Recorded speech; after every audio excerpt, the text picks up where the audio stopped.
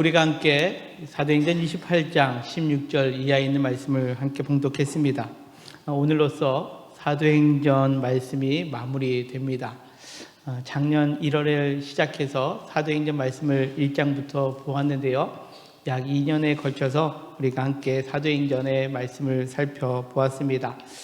사도행전 특별히 9장부터 사도 바울에 관한 말씀이 계속 지속되었는데요. 사도 바울이 이제 하나님께 부름을 받고 1차, 2차, 3차 전도여행을 거쳐 이제 로마에 들어가는 모습, 이것이 오늘 우리가 함께 봉독한 말씀입니다. 오늘 우리가 함께 봉독한 16절에 있는 말씀을 보면 우리가 로마에 들어가니 바울에게는 자기를 지키는 한 군인과 함께 따로 있게 허락하더라 라고 그렇게 성경 말씀합니다. 사도행전을 기록한 누가는 로마에 들어간 바울이 다른 죄수들과 달리 영외에 집에 있게 되고 한 군인이 따로 있게 하였다라고 그렇게 표현하고 있습니다. 당시 관례대로라면 황제에게 상수한 사람은 황제의 근위대장에게 이양되고 로마 황제 시대의 감옥에 감금되는 것이 일반적인 관례였습니다. 그런데 오늘 성경에 나와 있는 바울은 어땠습니까? 자기를 지키는 한 군인과 따로 있게 했다라는 거죠. 이 따로 있게 된 상황을 어찌 보면 바울은 특별하니까 보호가 되었나 보다라고 생각할 수 있는데 꼭 그런 것만은 아닙니다. 이어지는 20절에 있는 말씀에 보면 이러므로 너희를 보고 함께 이야기하려고 청하였으니 이스라엘의 소망으로 말미암아 내가 이 쇠사슬에 매인 바 되었노라 라고 그렇게 말씀합니다. 바울이 그 감옥에 있는 것이 아니라 다른 곳에 한 가택에 있게 되는데 군인이 지키고 있는 것은 바울로 하여금 보호하는 것이 아니라 어찌 보면 사슬에 매어 있는 것처럼 감시하고 있는 상황이었음을 의미합니다. 이 군인은 바울로 하여금 이제 그 집을 벗어나지 못하도록 하는 그런 역할을 했다라는 거죠. 따라서 바울은 그 미결수 신분이었기 때문에 로마에 도착했지만 자유롭게 나가서 사람들을 만나고 특별히 바울이 기록했던 로마서의 수신자였던 로마 교회를 찾아갈 수 있는 일은 일어날 수 없었던 상황이었습니다. 이 기간이 얼마나 있었는지 우리가 함께 봉독한 사도행전 28장 30절은 또 이렇게 표현하고 있습니다. 바울이 온 이태를 자기 셋집에 머물면서 라고 그렇게 표현합니다. 바울은 그 감옥에 갇혀 있지 않는 상태에서 한 셋집에 머물러 있었다라고 하는데 그 기간이 이태, 즉 2년 동안이나 그와 같은 모습 가운데 있었음을 의미합니다. 여러분들 우리가 한번 생각해 보십시오. 바울이 로마에 왜 갔습니까? 바울이 로마에 간 것은 여행을 간 것도 아니고 자기 스스로가 로마에 가고 싶었던 열정이 있었던 것도 아니었습니다. 로마로 가게 된 가장 큰 이유는 사도행전 23장 11절에 이렇게 표현을 하고 있죠. 주님께서 바울에게 직접 이렇게 말씀하셨습니다. 내가 예루살렘에서 나의 일을 증언한 것 같이 로마에서도 증언하여야 하리라 라고 말씀하셨다라는 겁니다. 예수님께서 바울에게 나타나셔서 예루살렘에서 예수님에 대한 복음을 증거했던 것처럼 로마에 가서도 예수님에 관한 복음을 전하여야 한다. 이것이 바울이 받은 사명이었고 그 사명대로 바울은 로마에 가게 된 것이죠. 우리가 그동안 살펴본 것처럼 로마의 여정은 어떻습니까? 어렵고 힘든 여정이었습니다. 풍랑을 만나 구원의 여망마저 사라지기도 했고 독사에 물리기도 하고 여러 가지 어렵고 힘든 상황 가운데 로마에 도착했습니다. 왜요? 주님의 명령에 따라 간 겁니다. 그렇다면 그 과정은 험난하고 힘들었다 한다 할지라도 이제 로마에 도착했으면 어떠해야 될까요? 주님의 말씀처럼 자유롭게 다니며 복음을 전해야 되는 것 아니겠습니까? 그런데 지금 바울의 상황은 가택에 연금되어 있는 상태였다라는 거죠. 어찌 보면 그가 원했고 그가 바랬던 그리고 주님의 명령에 따라 살려고 했던 그 모습과는 전혀 상반된 모습이 오늘 성경에 기록되어 있다라는 거죠. 바울 입장에서는 어찌 보면 답답한 상황 가운데 놓여 있는 겁니다. 빨리 로마 황제에 가서 재판도 받아야 되는데 오늘 기록된 말씀처럼 2년 동안 가택에 머무를 수밖에 없었던 상황이었습니다. 그렇다면 바울은 이와 같은 상황 가운데 어떤 모습을 보이고 있을까요? 이어지는 오늘 본문 17절은 이렇게 성경은 말씀합니다. 사흘 후에 바울이 유대인 중 높은 사람들을 청하여 그들이 모인 후에 이르되 라고 그렇게 표현합니다. 바울은 내가 지금 돌아다니면서 복음을 전하거나 사람을 만날 수 있는 상황이 되지 아니하였기에 오히려 사흘 후부터는 유대인 중에 높은 사람들을 자기가 있는 그곳에 오게 청하여서 그들로 하여금 복음을 듣게 했음을 성경은 우리에게 말씀합니다. 무엇을 의미합니까? 바울은 지금 자신이 처해 있는 상황과 환경이 여의치 않는다라고 해서 그냥 가만히 주저앉거나 그때를 가만히 기다리고 있었던 것이 아니라 자신이 할 수 있는 상황 속에 그 복음을 증거하기 위한 최선의 노력을 하고 있었음을 의미합니다. 그 유대인들의 높은 사람들을 직접 청하여서 그들로 하여금 내가 왜 로마에 와게 되었는지, 그 로마에 와서 또 어떻게 행하여야 하는지를 설명하고 있었다라는 거죠. 오늘 본문은 우리에게 매우 중요한 메시지를 보여주고 있습니다. 하나님께서 바울을 로마로 보내신 이유는 로마에서도 예수님을 증거하기 위함이었다라고 말씀드렸습니다. 그런데 로마에 도착했을 때 바울의 모습은 어땠습니까? 환경이 녹록지 않습니다. 상황이 갇혀있는, 그의 표현대로라면 쇠사슬에 매어있는 것 같은 상황이었습니다. 오히려 1차, 2차, 3차 전도 여행 때보다도 오히려 로마에서의 상황은 더 극한 상황에 몰려 있었다라는 거죠. 그럼에도 불구하고 바울은 그 상황 속에서도 자신이 그 믿음의 길을 걸어가는 것이 무엇인지를 알았기에 자신의 상황 속에서도 사람들을 초대해서 복음을 증거하는 일을 감당했다라는 것을 보여주고 있다라는 거죠. 오늘 본문은 우리에게 무엇을 말씀하고 있느냐? 하나님의 일은 상황과 형편에 따라서 행하는 것이 아니라 오히려 그 어렵고 힘든 상황 속에서도 나에게 맡겨주신 그 신앙의 길, 믿음의 길, 사명의 길을 우리가 최선을 다해 걸어가야 함을 오늘 성경은 우리에게 보여주고 있다는 거죠.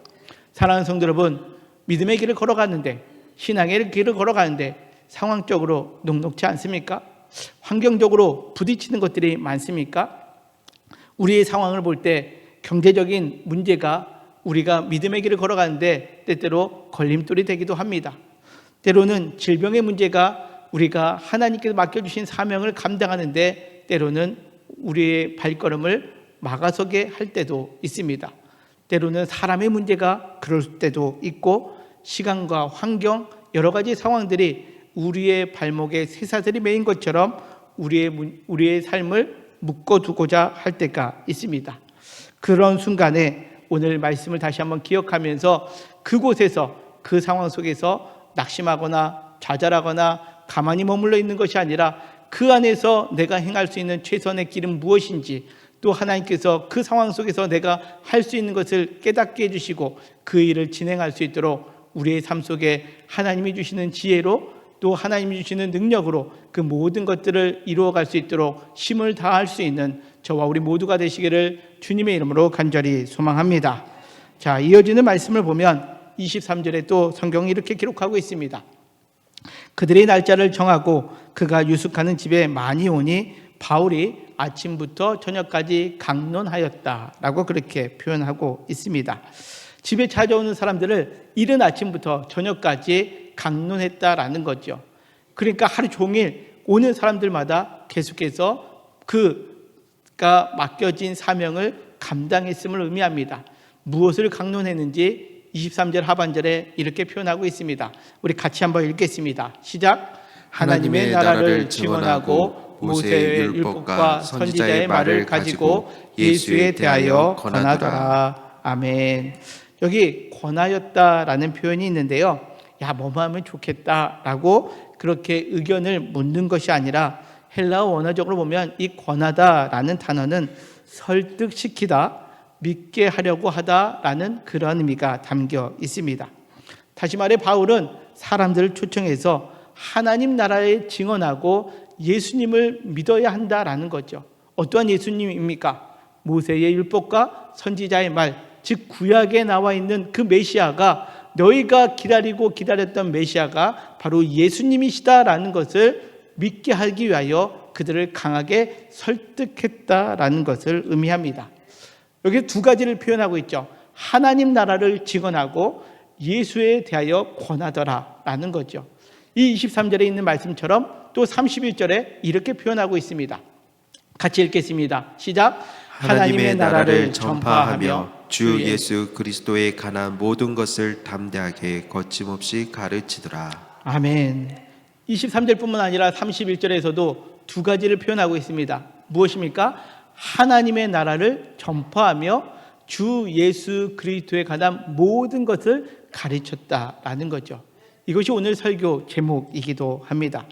그렇다면 바울이 감금되어 있는 상황, 그 로마 군인이 지키고 있는 그 상황, 그 자기가 자유롭게 다닐 수 없는 그 상황 속에서 사람들을 초대해서 바울이 전한 하나님 나라, 그리고 예수 그리스도에 대한 모든 것은 무엇을 의미하고 있는 것일까요? 오늘 성경에서는 그 내용이 자세하게 기록되어 있지 않지만 우리가 바울이 쓴 바울 서신의 내용 속에서 바울이 이 하나님의 나라를 어떻게 증언하고 있었는지, 그리고 바울이 예수 그리스도가 어떤 분이신지를 설명하고 있는지를 우리가 발견할 수 있습니다. 먼저 하나님 나라에 대해서는 로마서 14장 17절에 있는 말씀을 우리가 대표적으로 볼 수 있습니다. 또 같이 한번 읽겠습니다. 시작. 하나님의 나라는 먹는 것과 마시는 것이 아니요 오직 성령 안에 있는 의와 평강과 희락이라. 아멘. 자, 먼저 하나님의 나라에 대해서 이야기를 할 때 하나님 나라는 먹는 것과 마시는 것이 아니다라는 거죠. 아닌 것부터 이야기합니다. 우리는 사실 과거에 신앙생활하면서 어떤 것을 우리는 많이 바랬습니까? 예수 믿으면 복 받는데, 자, 그 복을 무엇과 연결했습니까? 물질적인 것과 많이 연결했습니다. 그래서 예수 믿으면 부자가 되고 잘 산다라고 우리가 생각을 했습니다. 과거의 어렵던 시절을 살아왔을 때 그랬습니다. 우리가 사진전에서도 본 것처럼 어렵고 힘든 시기에, 정말로 먹고 살기도 힘든 그 시기에 예수님을 믿으면 우리가 먹고 살 수 있어 라고 여겼던 시대가 있습니다. 물론 예수님을 믿으면 우리는 삶을 온전히 영위해 나갈 수 있죠. 그러나 오늘 성경에서 말하는 하나님 나라를 이야기할 때 먹는 것과 마시는 것이 아니다라는 거죠. 하나님 나라는 무엇일까요? 우리가 죽어서 가는 천국만을 이야기하는 것이 아니라 하나님 나라는 늘 강조하듯이 하나님이 우리를 다스려 주시는 상태를 의미합니다. 이 땅에서도 내 안에 하나님께서 나를 다스리실 때 그곳에 하나님의 나라가 임하게 된다라는 거죠. 우리가 아무리 잘 먹고 잘 산다 한다 할지라도 하나님이 내 안에 계시지 않으면 그곳은 하나님 나라가 되지 못한다라는 거죠. 따라서 여러분들, 잘 먹고 잘 산다라는 것과 하나님 나라를 경험한다라는 것은 별개의 문제다라는 거죠. 우리가 잘 살기 위해서 예수 믿는 것이 아니다라는 겁니다. 그렇다면 우리가 하나님 나라, 즉 하나님의 통치를 누린다라는 것은 무엇이냐? 로마서 14장 17절 하반절은 이렇게 말씀합니다. 같이 읽을까요? 오직 성령 안에 있는 의와 평강과 희락이라. 아멘. 그렇습니다.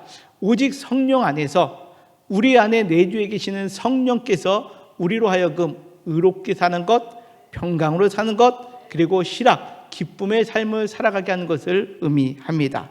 여러분들 믿으십니까? 그래서 우리가 예수 그리스도를 믿고 하나님 나라를 이 땅에서 경험한다라는 것은 우리 안에 성령께서 임하여 주시고 성령으로 인하여 의와 평강과 희락을 누리는 삶을 의미한다라는 거죠. 바울은 이 로마서에서 이 하나님 나라를 설명하는 것뿐만 아니라 고린도전서에서는 또 이렇게 설명합니다. 고린도전서 4장 20절에 있는 말씀인데요. 같이 읽겠습니다. 시작. 하나님의 나라는 말에 있지 아니하고 오직 능력에 있음이라. 아멘. 그렇습니다. 하나님의 나라는 말에 있는 것만 아니라 능력에 있다라는 거죠. 진짜 우리의 삶 속에 하나님 나라를 경험하는 능력이 있게 된다라는 거죠. 그 하나님의 능력은 어떻게 이루어지고 있느냐? 빌립보서 4장 13절을 한번 읽겠습니다. 시작. 내게 능력 주시는 자 안에서 내가 모든 것을 할 수 있느니라. 아멘. 그렇습니다. 하나님의 나라는 능력 있는 삶이다라는 거죠. 근데 그 능력 있는 삶은 빌립보서 4장 13절에 내게 능력 주시는 자, 즉 성령께서 나에게 주님께서 주시는 그 능력으로 인하여 내가 모든 것을 할 수 있음을 고백되어지는 삶을 의미합니다. 여기서 내가 모든 것을 할 수 있다라는 의미는 무엇이냐? 앞절에 보면 내가 비천에 처할 줄도 알고 배고픔에 처할 줄도 알고 풍부에 처할 줄도 아는 일체의 비결을 배웠다라는 거죠. 단지 잘 사는 것이 아니라 때때로 우리 인생 가운데 오늘 바울처럼 궁핍에 처할 때도 있습니다. 때로는 어려운 가운데 처할 때 있습니다. 비천한 가운데 처할 때도 있습니다. 그러나 그 상황 속에서도 내가 모든 것을 할 수 있는 능력, 그 능력이 어디서? 내게 능력 주시는 자에서 이루어지는데 그 능력이 바로 하나님의 나라를 성취하는 자들에게 누릴 수 있게 됨을 오늘 성경은 우리에게 말씀합니다. 우리도 이 땅의 삶을 살아가면서 항상 우리는 어려운 순간을 겪게 됩니다. 여러분들 이 땅의 삶을 살아가면서 어려운 문제 없는 분이 있을까요? 각자 어렵고 힘든 상황이 있을 때가 있습니다. 환경적으로, 상황적으로 어려운 순간을 만날 때 우리가 그것을 극복하는 것은 먹고 마시는 물질의 문제가 아니라 성령께서 내 안에 역사해 주실 때에 하나님이 다스리시면 그 모든 문제가 하나님이 주시는 평강과 실학 안에서 그 능력 안에서 해결됨을 여러분들 믿으시기를 바랍니다. 이것이 하나님 나라를 경험하는 삶의 모습입니다. 이 하나님 나라와 또 오늘 바울은 무엇을 가르쳤다고요? 31절에 있는 말씀 다시 보겠습니다.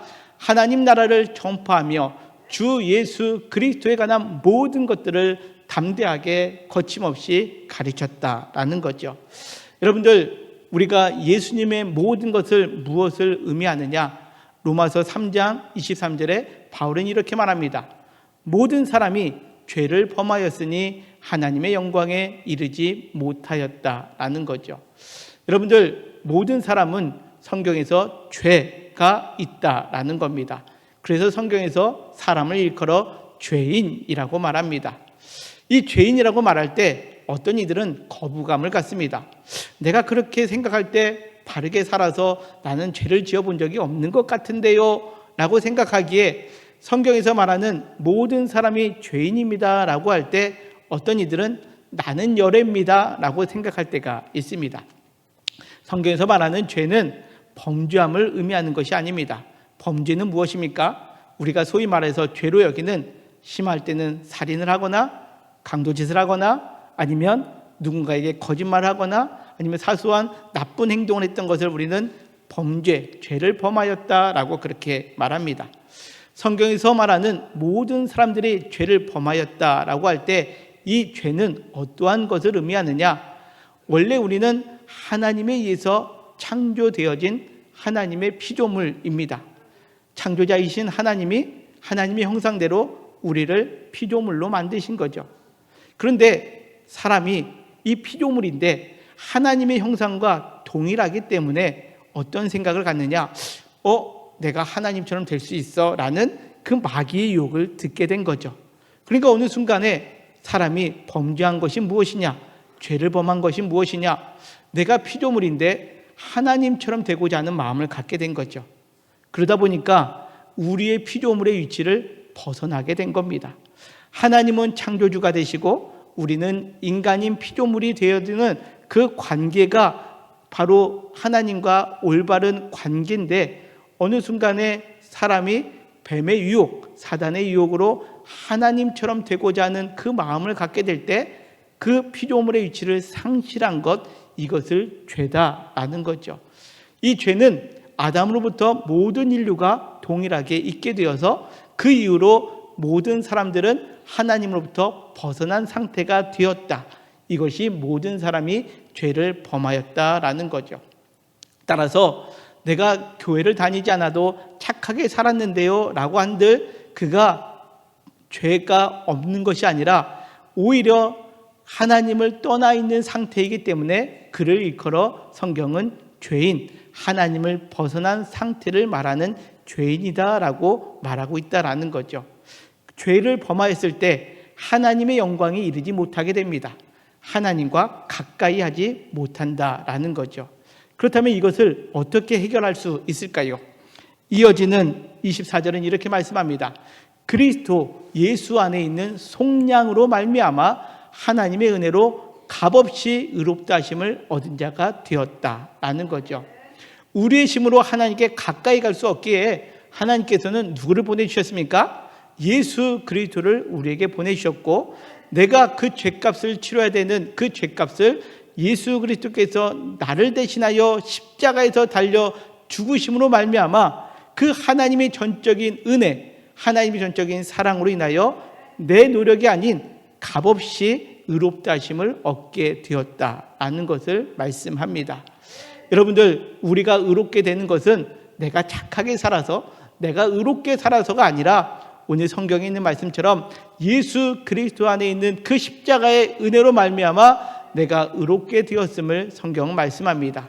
이것을 칭의라고 말합니다. 의롭다 칭해 준 거죠. 누구를 통해서? 예수 그리스도를 믿음으로 말미암아.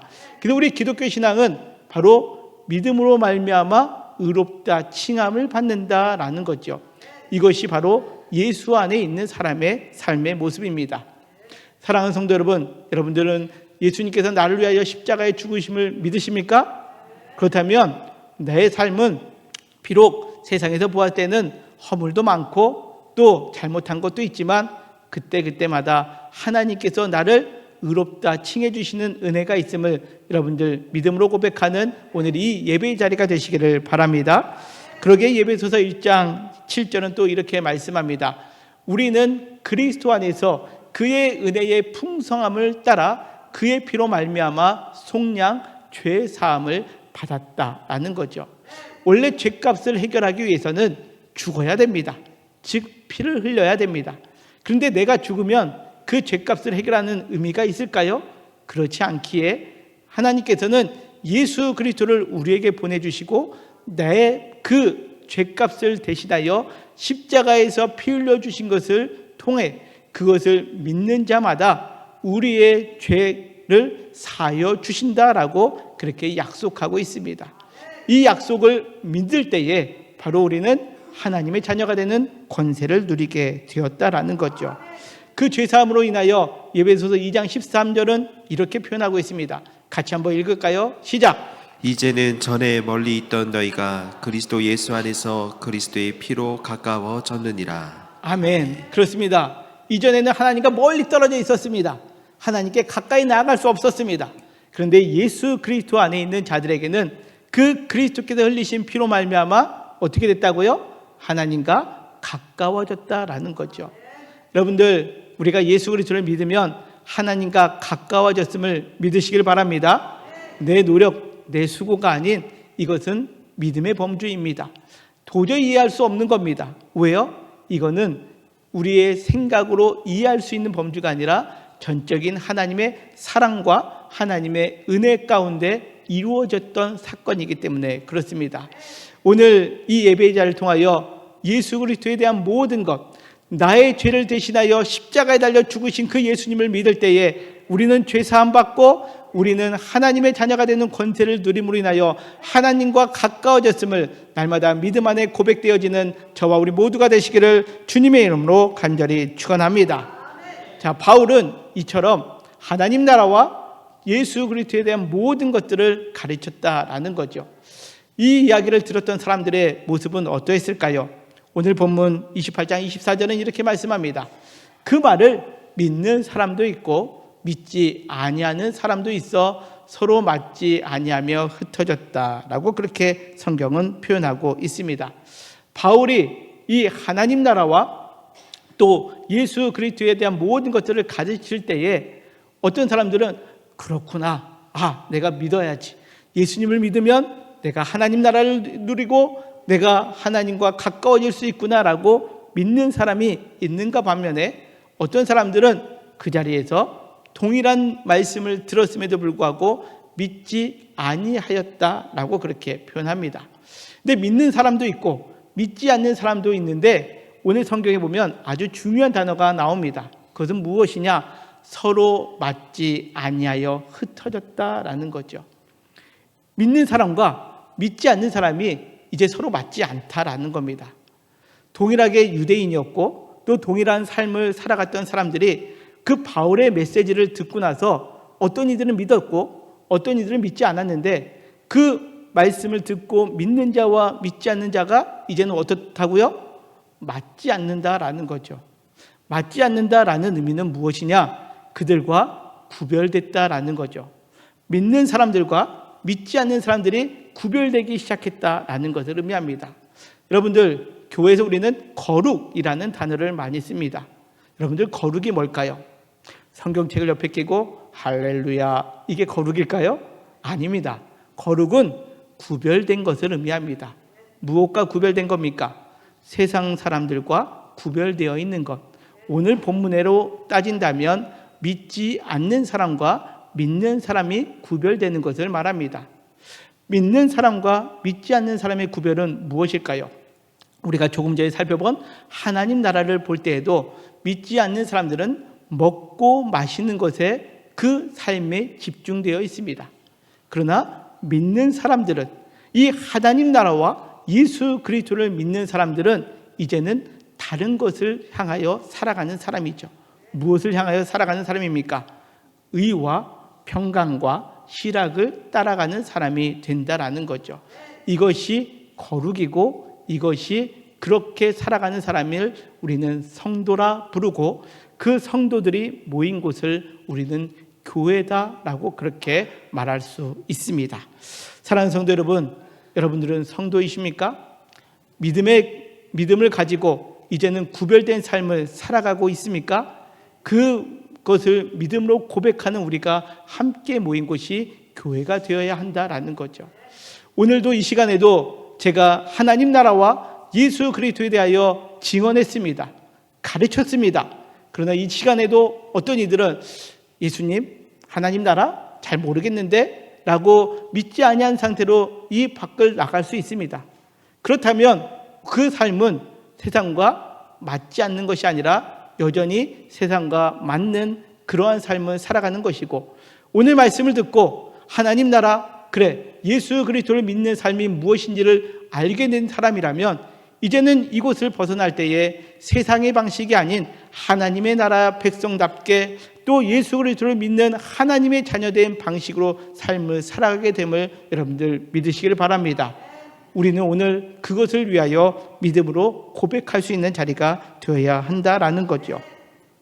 듣고도 믿지 않는 사람들은 여전히 세상에 속한 모습으로 살아가고 있다라는 거죠.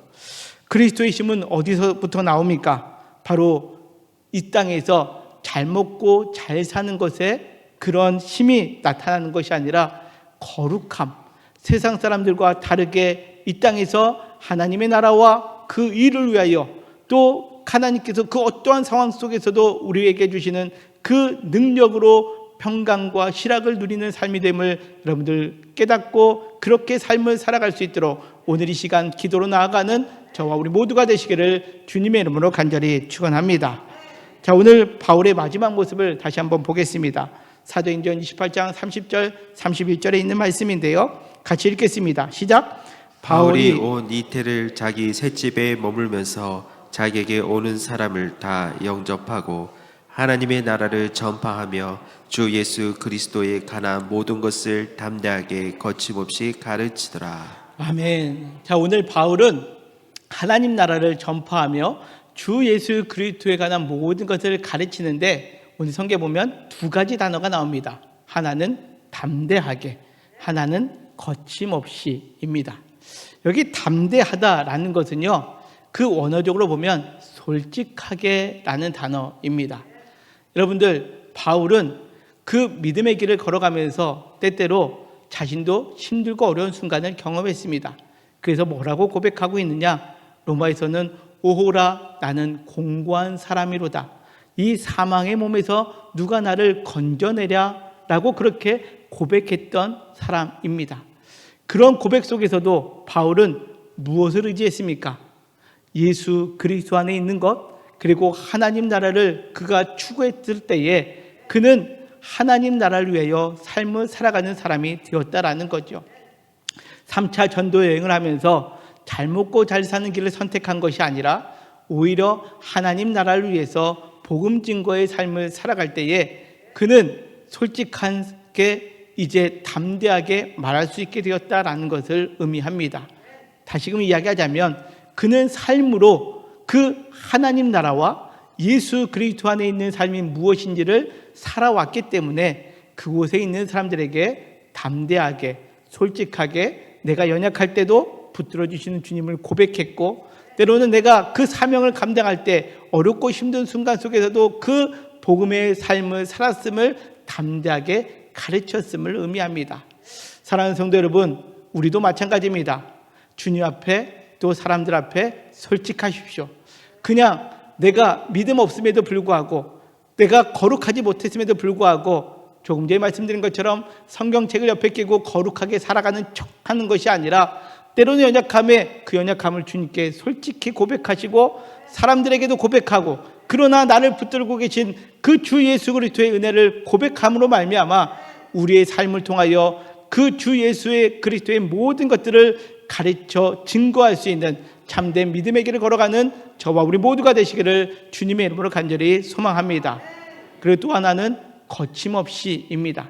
거침없다라는 것은 어떠한 장애물이 있다 한다 할지라도 그것을 뛰어넘는 것을 의미합니다. 우리가 잘 아는 말씀 시편 119편에 있는 말씀인데요, 그래 같이 한번 읽겠습니다. 시작. 법을 사랑하는 자에게는 큰 평안이 있으니 그들에게 장애물이 없으리이다. 아멘.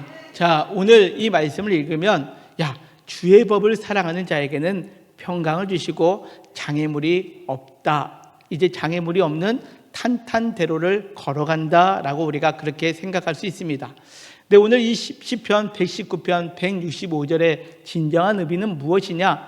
주의 법을 사랑하는 자에게 하나님이 그 주 안에서 평강을 주시기에 이제는 그 어떠한 장애물이 있다 한다 할지라도 그 장애물이 되지 아니하는 삶을 살아간다라는 것을 의미합니다. 과거에는 우리 인생 가운데 사람의 문제가 장애물이었습니다. 어떤 경우는 물질의 문제가 장애물이었습니다. 환경의 문제가 장애물이었습니다. 그러나 이제는 주의 법을 사랑하며 예수 그리스도 안에 머물며 있는 사람에게는 하나님 나라를 누리기에 평안이 있게 되고, 이제는 그 앞에 놓여 있는 장애물이 없는 것처럼 삶을 살아가는 것, 이것이 오늘 성경에 나와 있는 거침없이 가르치는 모습임을 우리는 기억해야 한다라는 거죠. 사랑하는 성도 여러분, 우리의 인생 가운데 장애물이 없는 경우가 있습니까? 없습니다. 때로는 조금 전에 말씀드린 것처럼 물질의 없음으로 인하여 장애물을 경험합니다. 그래서 더 많이 있었으면 좋겠다, 우리가 그렇게 바라기도 하지요. 때로는 우리의 일터의 문제 속에 우리는 장애물을 경험합니다. 때로는 사람과의 관계 속에 장애물을 경험합니다. 여러 가지 환경 속에서 우리는 건강의 문제의 장애물을 맞는 때가 있습니다. 그러나 오늘 바울의 모습을 보십시오. 그 어떤 하나도 바울에게는 장애물이 되지 않습니다. 왜요? 하나님 나라와 예수 그리스도에 대한 모든 것을 믿음으로 고백하며 나아갈 때에 그가 갇혀 있거나 쇠사슬에 매여 있거나 아니면 2년 동안이라는 시간 동안 앞으로 진전되는 그 어떤 모습 하나가 없다 한다 할지라도 그는 장애물이 없는 것처럼 담대하게 거침없이 가르쳤음을 오늘 성경은 우리에게 보여주고 있다는 거죠. 사랑하는 성도 여러분, 오늘 말씀을 기억하며 어떠한 인생에 장애물이 있다 한다 할지라도 우리 모두가 정말로 오늘 바울의 신앙의 고백처럼 믿음으로 나아갈 수 있는, 거침없이 나아갈 수 있는 저와 우리 모두가 되시기를 주님의 이름으로 간절히 소망합니다. 오늘 우리는 사도행전 28장 마지막 부분을 보았습니다. 사도행전 28장 마지막 부분은 무엇입니까? 하나님 나라와 주 예수 그리스도에 대한 모든 것을 가르쳤다, 이걸로 성경은 마무리하고 있습니다. 사실 우리가 바울에 관한 말씀을 계속해서 살펴보았기 때문에 여러분들 누가가 사도행전을 기록했다면, 바울을 좀 더 높이고자 했다면 바울이 로마에서 큰 부흥의 역사를 이루었다, 이것이 우리가 생각하는 결말 아니겠습니까? 그러나 사도행전은 바울이 로마에서 큰 부흥을 이루었다라고 그렇게 마무리 짓지 않습니다. 아니면 그 믿음의 길을 걷다가 순교를 당했다, 이걸로 끝내지도 않습니다. 사도행전 마지막은 하나님 나라와 주 예수 그리스도에 대한 모든 것을 가르쳤다라는 것으로 끝내고 있습니다. 그렇다면 이 말씀을 우리가 받는 우리 모두는 어떠한 삶을 살아가야 될까요? 이제 그 가르침을 받았다면 이제 우리는 그 하나님 나라와 예수 그리스도를 모든 것들을 가르치는 삶으로 우리는 이어가는 삶을 살아가야 됨을 오늘 성경은 우리에게 나타내고 있다는 거죠. 우리의 삶을 보고 믿는 자들도 있고 믿지 않는 자들도 있을 수 있습니다.